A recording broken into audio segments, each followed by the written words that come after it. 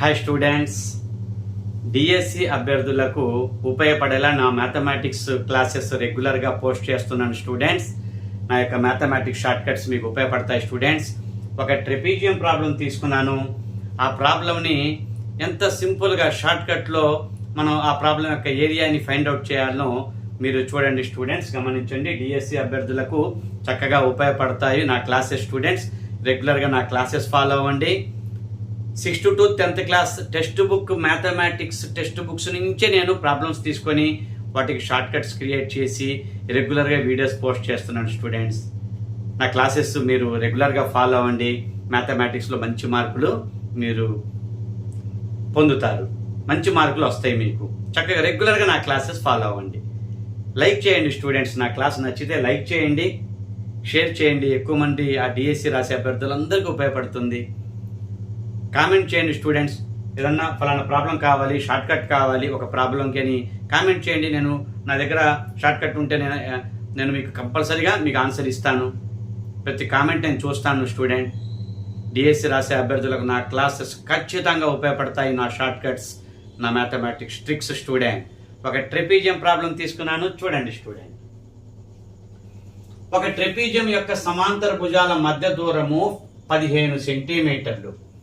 సమాంతరపు కాని భుజాల మధ్య దూరము అంటే ఈ ఏడీలు ఈ బీసీల ఆ మధ్య బిందువులను కలిపే భుజాల మధ్య బిందువులను కలిపే రేఖాఖండం పొడవు 26 సెంటీమీటర్లు.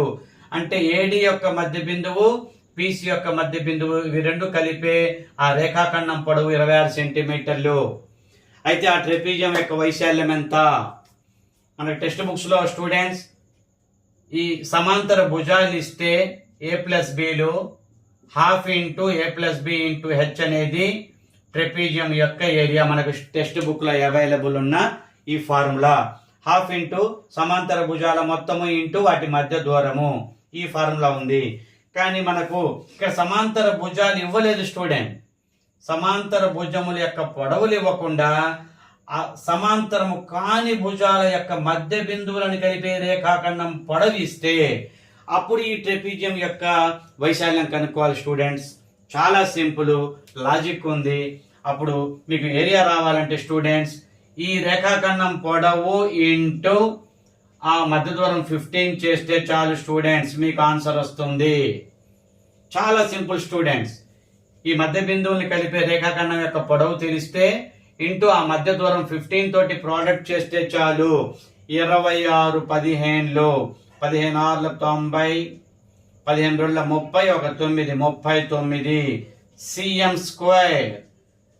ఈ ట్రెపీజియం యొక్క వైశాల్యము 390 సెంటీమీటర్ల square.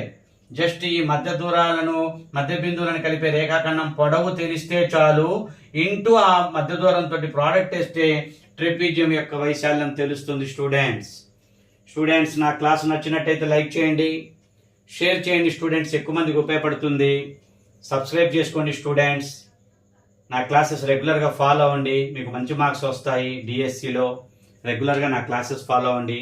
Up to examination text books నుండే నేను క్వశ్చన్స్ తీసుకొని మీకు షార్ట్ కట్స్ అందిస్తాను. ఇలాంటి చక్కటి లాజిక్స్ అందిస్తాను, ఇలాంటి చక్కటి ట్రిక్స్ అందిస్తాను. ఆ షార్ట్ కట్స్ ఉపయోగపడతాయి స్టూడెంట్స్. ఇలాంటి అప్లైడ్ క్వశ్చన్స్ ట్రెపీజియం మీద రావచ్చు అంతే. చూడు సింపుల్. ఈ ఫార్ములా ఎవరికి తెలియదు కదా.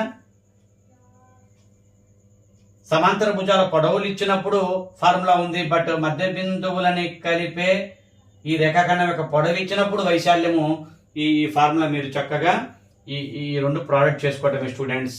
ఓకే, నా క్లాసెస్ రెగ్యులర్గా ఫాలో అవ్వండి స్టూడెంట్స్. Thank you.